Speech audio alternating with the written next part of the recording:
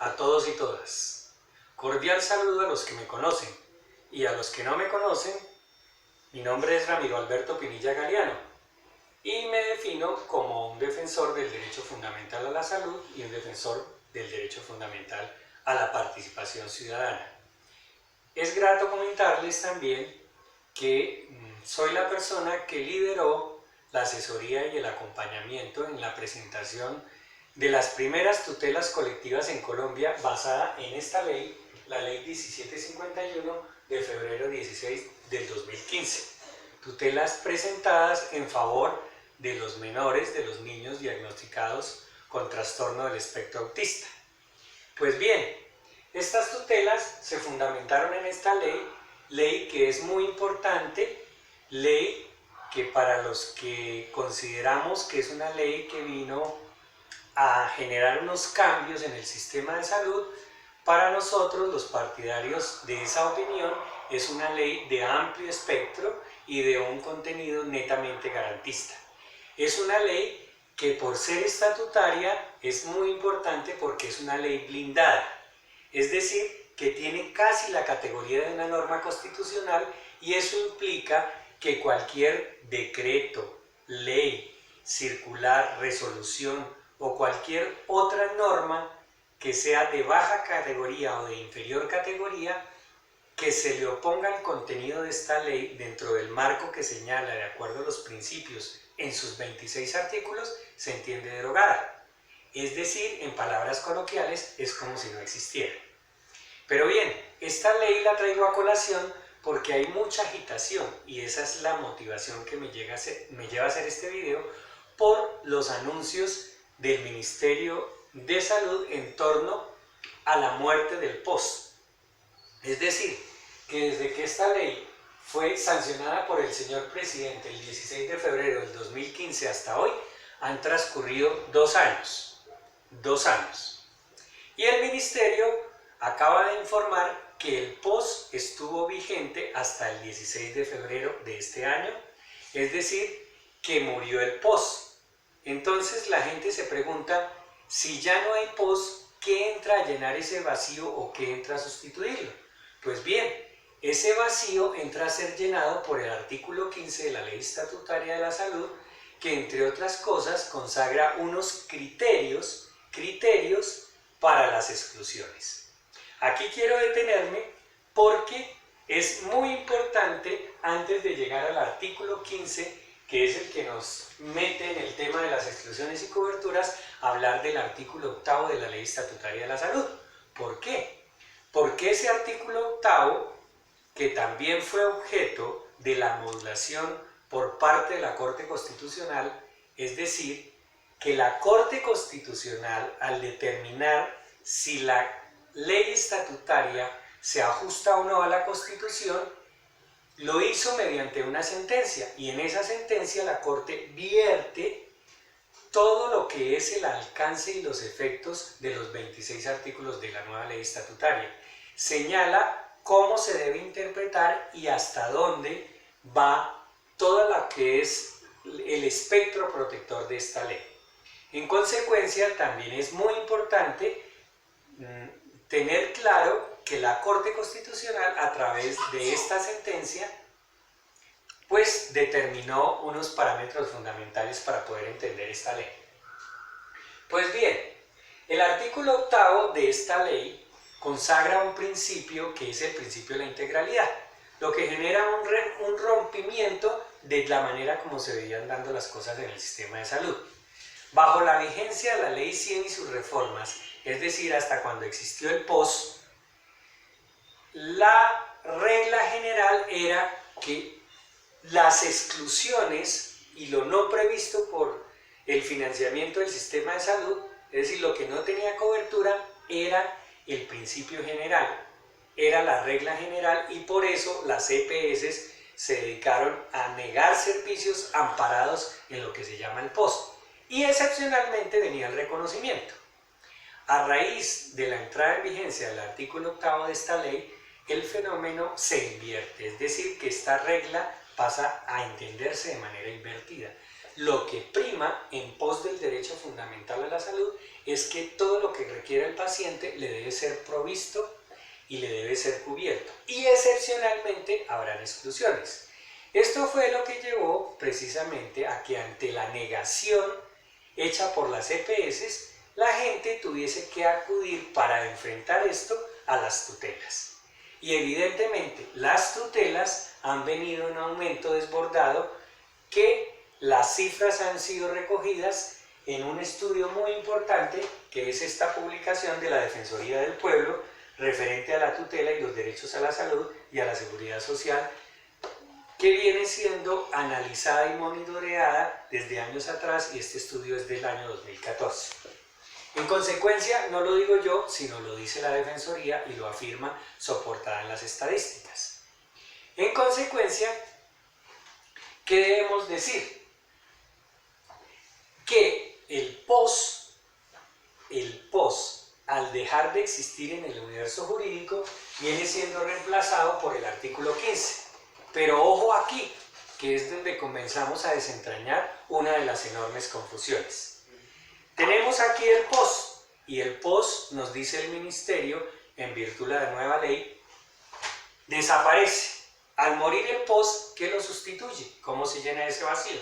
Se llena con el artículo 15 de la ley estatutaria, que trae unos criterios de exclusión. ¿Qué significa esto? Que estos criterios que voy a leer ahora, que están redactados de manera impersonal y abstracta, son un referente. ¿Por qué? Porque todo lo que toque con ellos no va a ser materia de financiación, es decir, va a ser excluido de la cobertura del sistema de salud. ¿Y qué es? Lo que no tenga evidencia científica comprobada, lo que sea estético, empiezo por lo estético, lo que no tenga evidencia científica comprobada, lo que no tenga una efectividad clínica demostrada, todo aquello que no tenga registro INVIMA, todo aquello que esté en fase de experimentación y todos aquellos servicios que sean prestados en el exterior. Pero ojo aquí, y es donde quiero hacer claridad, estos criterios de exclusión carecen en lo absoluto de una metodología, de un procedimiento mediante el cual se aplique. Es decir, que no hay un debido proceso para ello. No sabemos qué pasa con estos criterios de exclusión. No conocemos quién decide, cómo lo decide, cómo se impugna, quién resuelve la impugnación, cuáles son las reglas de transparencia. En consecuencia, significa que esta ley, aunque trae unos criterios generales que sirven de referentes de exclusión, al no tener un método, no puede ser aplicable. Esto nos lleva a la primera gran reveladora conclusión de nuestra charla del día de hoy. Es una conclusión demoledora que de pronto va a generar mucha madera y que me den mucha madera y mucha discusión, pero eso es lo que pretendemos.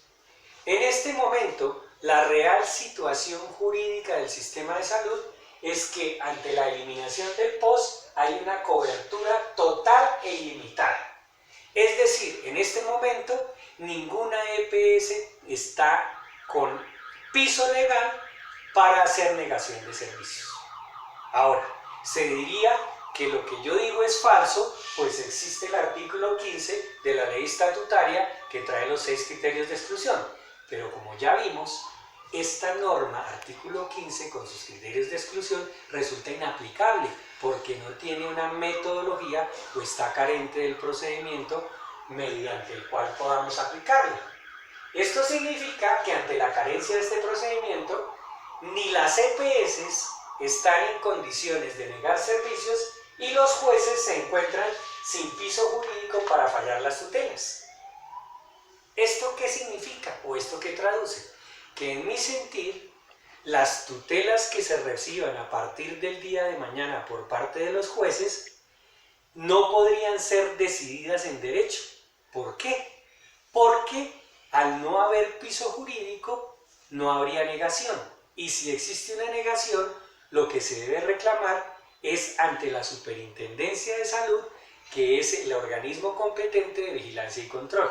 Eso es, en mi sentir, lo que debería ocurrir. Pero bien, esta primera conclusión queda incompleta si no analizamos este segundo punto aquí señalado, y es si el Ministerio de Salud hizo bien o no la tarea. Les decía que se cumplen 2 años desde la entrada en vigencia de esta norma.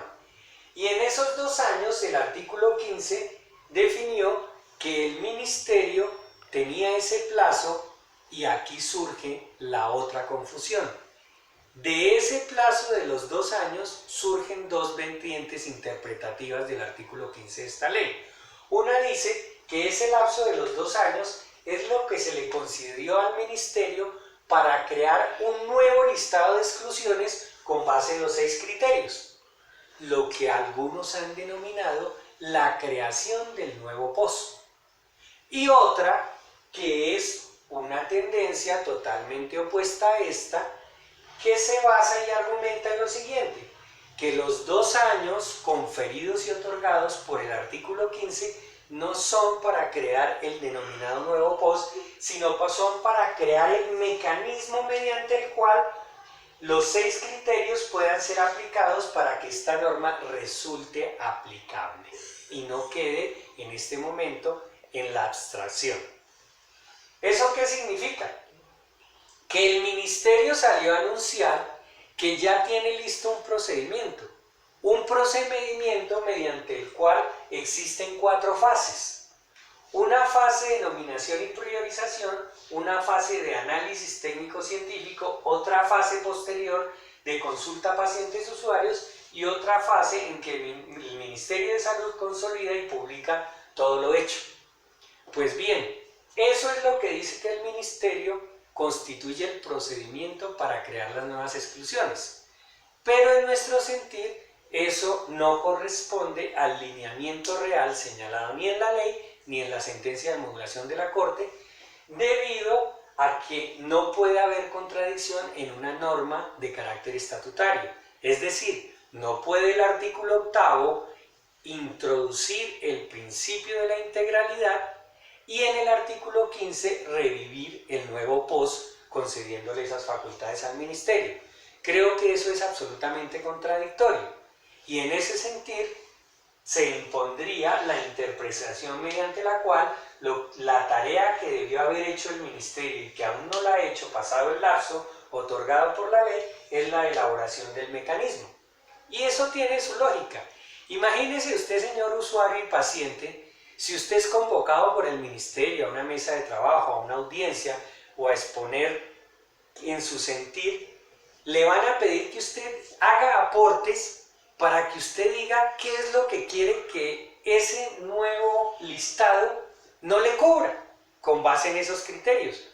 Cuando todo lo contrario, esa misma ley le dice a usted que dado su derecho fundamental a la salud, usted tiene el derecho a la integralidad, es decir, a que todo lo que usted requiera médicamente le sea provisto y suministrado. Entonces, ¿cómo así que yo voy a ser convocado para que yo diga qué es lo que yo deseo que no me cubra el sistema? En mi sentir, eso es un absurdo que se cae de su propio peso, porque a mí como ciudadano o como experto en la materia o como sociedad científica, yo sí puedo ser convocado para que el ministerio me determine cuál va a ser el procedimiento para la aplicación de esos criterios, que tiene que ser público, que tiene que ser transparente, que tiene que tener garantías para el paciente y que tiene que tener una veeduría o vigilancia ciudadana fuerte para que no se den los fenómenos de corrupción que se están viendo hoy. En síntesis, nos parece que el ministerio va por la senda equivocada y sigue improvisando. Yo no quiero fatigarlos más y si me quieren seguir van a haber más entregas de este tema tan importante. Pero quiero decirles a los que estén interesados que la Secretaría de Salud en el año 2015 publicó esta cartilla didáctica para hacer pedagogía de esta ley estatutaria, a fin de que esta ley se divulgue y se conozca para que las personas sepan que este instrumento las favorece y que esta ley no puede quedar engavetada ni ser sometida a la confusión por parte de interpretaciones muy distantes de lo que es el verdadero sentido y alcance que están vertidos no solamente en el contenido de la ley, sino en la sentencia de modulación de la Corte C-313 del 2014. Muchas gracias.